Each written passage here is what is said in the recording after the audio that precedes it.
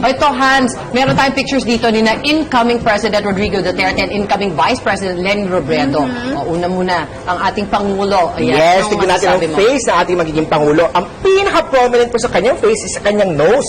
Ang tao may malaking prominent o malaking nose po, sila po is very big boss at very good po ang kanilang leadership. Kung mapapansin po natin, ang mga CEO, mga boss po, sila po yung may mga malaking nose. Ang mga wealthy o may businessman po, malaking pera po, maraming pera, ay may mga big nose po sila. Bakit? Kasi po, ang nose po is nag-symbolize po ng ating wealth palace.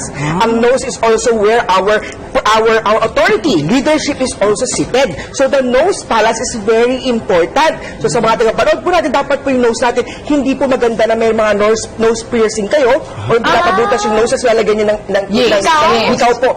It's really hindi po maswerte po yun. Dahil the nose is where the palace of the wealth is seated. Pag bubutasan mo yan, yung wealth palace mo, sisingaw o maglilig.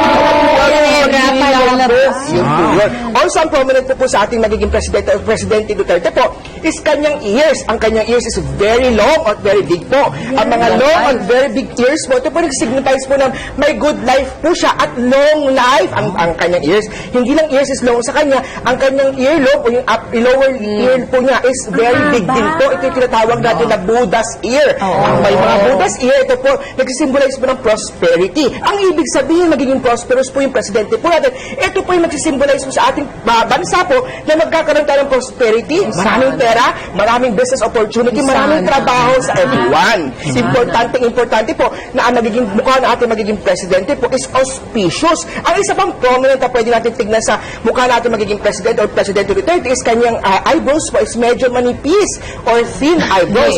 Ang mga tao may mga thin eyebrows naman, sila naman po is magaling makisama. Sila po is very magaling makisama, madaling sila makapag-adjust sa iba't ibang klaseng tao, iba't ibang ethnics o iba't ibang group ng mga tao. Kayang-kaya niya makisama. Isa pang prominent o makikita natin sa kanyang face reading is yung kanyang eyes. Mapapansin mo yung eyes niya is very small eyes. Ang taong may mga small eyes po, sila po is very observant. Sila po, pag nakakausap mo, analytic sila. Nag-iisip sila. Pag-usap tayo, they're thinking, ano bang sinasabi nito? At sila tao, may mga strategizing sila, nag-i-strategize sila.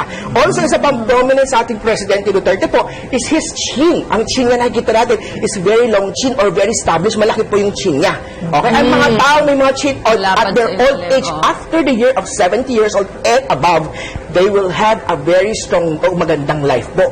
Sa ating Presidente Duterte, mula sa age 70 and above na siya, itong age 70 and above na ito nag-signify po very strong, very authoritative, very leadership at kaya niya i-control ang isang bansa. Moving on, dito naman tayo sa ating Vice President. Yes po, mapapansin naman natin na magiging Vice President po natin si Leni Robredo po. Sa kanya po, makita natin ang kanyang eyebrows po is very long. Ang mga taong may very long eyebrows po, sila po yung tinatawag natin na mahaba ang kanyang pasensya.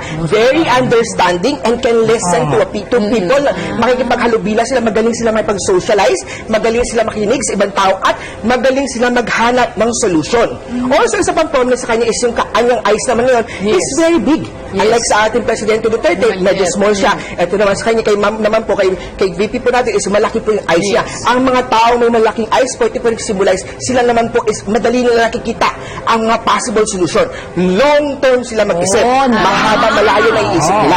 Also, makikita natin may thin nose naman siya. Also, her nose is very thin o maliit po at same, very straight at very mataas po. Ang mga tao, ang nose is very important in face reading. The nose should be long, malaki. Ang mga tao may nose pero malaki or long is signifying yung career po nila is maganda, very strong po ang kanyang career. Ang kanyang thin lips naman, ang mga tao may mga thin lips, sila naman po yung pag magsalita, people listen to them. They have this charisma. When they talk, people listen, people convince. They have a very strong convincing power. Also, makita din natin kay VP po natin, yung kanyang chin is also very strong, prominent. Malaki po ang chin. Ang mga taong may mga chin signifies maraming nobleman star. This nobleman star are people, mga friends, supporters star po. Maraming taong tutulong sa inyo. Nice. Sounds like a good combination.